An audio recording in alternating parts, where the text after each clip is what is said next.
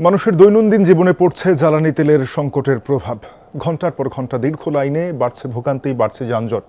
দীর্ঘ সময় অপেক্ষায় বসে নাভিশ্বাস উঠছে গ্রাহকদের। আর পাম্প কর্তৃপক্ষ বলছে চাহিদা অনুযায়ী তেল সরবরাহ পাচ্ছে না তারা। তবে ব্যক্তিগত মজুদ বন্ধ করা গেলে তেলের সংকট কিছুটা কাটবে। ইউরোপ, এশিয়া, আমেরিকা যেখানে যাই, বিশ্বের ১৪৫টি দেশে আজ ফ্রুটো পাই। ছুটির দিনেও রাজধানীর ফিলিং স্টেশনগুলোতে কাটেনি ভোগান্তি। দীর্ঘ সময় লাইনে দাঁড়িয়েও তেল পাচ্ছেন না অনেকেই। বাইক ও গাড়ি চালকদের অভিযোগ, সব মেশিন চালু না রাখায় দীর্ঘ লাইনে অপেক্ষা করতে হচ্ছে। ফিলিং স্টেশন কর্তৃপক্ষের দাবি, চাহিদা অনুযায়ী তেল না আসায় বাড়ছে জটিলতা। ভোগান্তি তো হচ্ছে, ভোর ৫টার দিকে লাইনে দাঁড়িয়েছি, এখন অবশেষে পাচ্ছি। হয়তো বা সকলে যারা মজুত করতেছে যদি মজুত না করে প্রয়োজন অনুসারে নেই, তাহলে আর এই ভোগান্তিটা থাকবে না। মনে হচ্ছে যেন চরম একটা দুর্ভিক্ষ চলতেছে দেশে, নীরব দুর্ভিক্ষ। জানি না কোথা দিকে যাচ্ছি আমরা। দিনে 12 ঘন্টার ভিতরে যদি 6 ঘন্টা যদি তেলে যদি সমস্যা এসে যায়, তো মানুষেরা বাকি কাজ করবে কখন?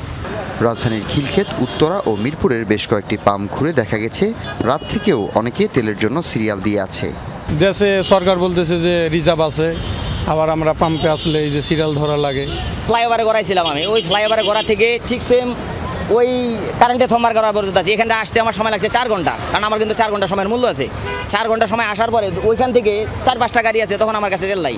এই সংকট যদি খুব দ্রুত সমাধান না হয়, তাহলে বাংলাদেশে যে পরিমাণে সংকট দেখা যাচ্ছে, খুব সমস্যা হয়ে যাচ্ছে আর কি। সাধারণ জনগণের এই ভোগান্তির শেষ কোথায় এখন আমরা জানি না। কবে নাগাদ এই ভোগান্তি থেকে মুক্তি পাবে সাধারণ মানুষ, এমনটাই প্রশ্ন জনমনে। হাসিবুল করিম বিজয়, যমুনা নিউজ, ঢাকা।